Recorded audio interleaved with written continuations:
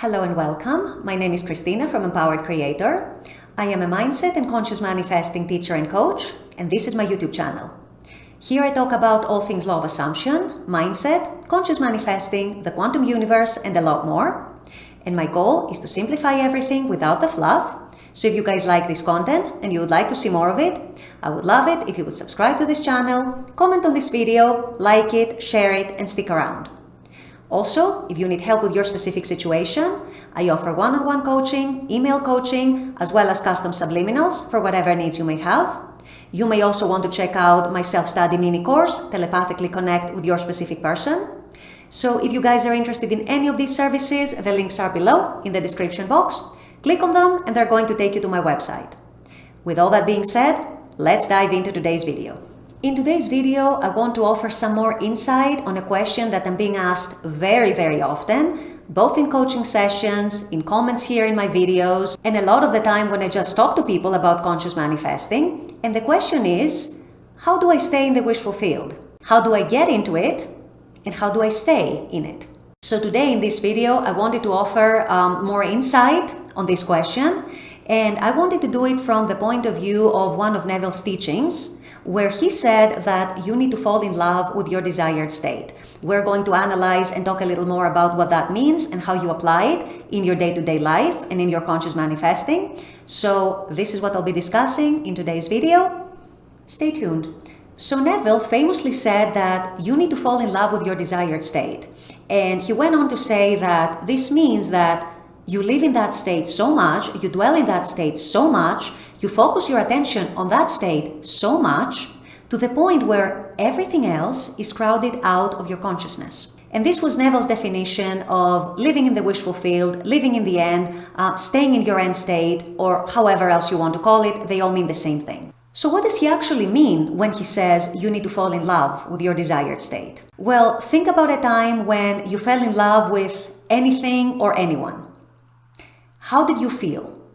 What state were you in mentally or emotionally? Presumably, it was a feeling that was all-consuming. Presumably, it was a feeling that had you thinking about your desired object or subject all the time, pretty much, but in a good way, in a loving way, not in an obsessive way, not in a needy way, in a loving way, in a fun way, in a lighthearted way, in a way that felt like you're opening up to the world.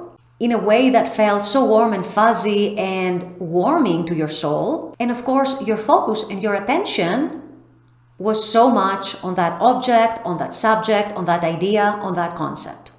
So this is what Neville means when he says you need to fall in love with your desired state. I would also add that you need to come into a state of love for your desire as well, meaning that you're feeling that love as opposed to lack, right? As opposed to fear, as opposed to doubt, and living in that love, dwelling in that love, opening up to that love, receiving that love, feeling the way you would be feeling if you were receiving that love right now, actually truly receive it, genuinely receive it, and move your consciousness there. Align your consciousness with that state. That is a state where your focus is on what you love, your focus is on your desire, but not in a way that is needy, not in a way that is clingy, not in a way that is obsessive in the sense that you need that desire, whatever that is, for your happiness. You already have your happiness, you're already whole. But from a point of view of living within yourself, within your imagination, and within your soul, that fulfillment from that desire. You want to feel that lightness. You want to feel that calmness. You want to feel that inner fulfillment, that inner contentment. That, in my opinion, is what Neville meant when he said, fall in love with your desired state. Fall in love with your desire to such an extent that everything else is crowded out of your consciousness. What does he mean by everything else? He means doubts. He means opposing thoughts. He means insecurities, he means fears, he means the need to be proven something so that you can believe it. He means the need to see evidence in the 3D before you can shift to that state of love. He means dwelling on circumstances, dwelling on past stories, dwelling on past hurts, past pain, dwelling on your own narratives that might be sabotaging your desire and might be very, very opposing to what you're actually desiring. All of that, when you're in a state of love with your desire, gets crowded out of your consciousness. None of that matters. You start realizing that none of that is even important because you have chosen love for yourself. You have chosen to live in the love for your desire, and that love brings you calmness. That love brings you completion. It brings you inner fulfillment. It brings you contentment. It brings you detachment from any need to see proof or evidence. You have chosen love. You are living in love. You're dwelling in love. You are in love with yourself, with the world, with your SP if it's an SP manifestation, with your abundance if it's a manifestation for abundance, with your health, with your well-being, with your self-concept, with your social life, whatever it might be that you're manifesting. You are in love with that already. You don't need anything external to fulfill you. You're already fulfilling yourself from within, so you're living in love. And what this is exuding, this is what is also going to be reflected back to you, because as we've said many, many times, the world is your mirror. So be in love with your desired state and let it consume you to such an extent that everything else gets crowded out of your mind, gets crowded out of your consciousness. You guys, the state of love feels easy. It feels easygoing. It feels light. It feels like it doesn't need anything. It already has everything and more. It doesn't need proof. It doesn't need evidence. It doesn't need movement in the 3D. It doesn't even need to change the circumstances because the circumstances are not even important. They truly, genuinely don't even matter. So this is the state of love, you guys. This is the state of falling in love with your desire, whatever that desire might be.